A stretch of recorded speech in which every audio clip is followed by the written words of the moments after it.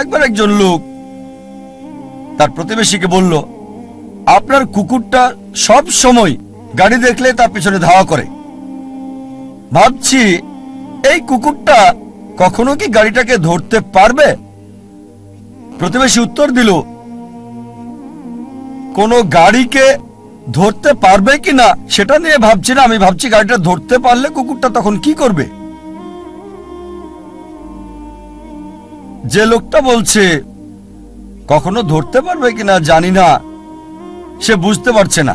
আর প্রতিবেশী কুকুরটার মালিক, সে কিন্তু বুঝতে পারছে গাড়িটাকে ধরতে পারলে সে কুকুরটা তখন কি করবে। এখানে কুকুরটার উদ্দেশ্যটা কি?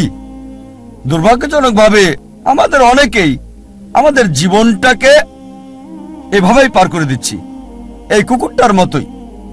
লোকজন গ্র্যাজুয়েশন করে, তাদের জিজ্ঞেস করবেন আপনি গ্র্যাজুয়েশন করছেন কেন? তারা কারণটা জানে না। কারণটা এই যে তারা গ্র্যাজুয়েট হতে চায়। গ্র্যাজুয়েশন শেষ করে আপনি কি করবেন সে বলল আমি জানি না। আমাদের বেশিরভাগই জীবনটাকে পার করছি গন্তব্য ছাড়া লোকটার মতো, অথবা সেই কুকুরটার মতো যে গাড়িকে ধরতে পেছনে ছুটছে কোনো উদ্দেশ্য ছাড়াই।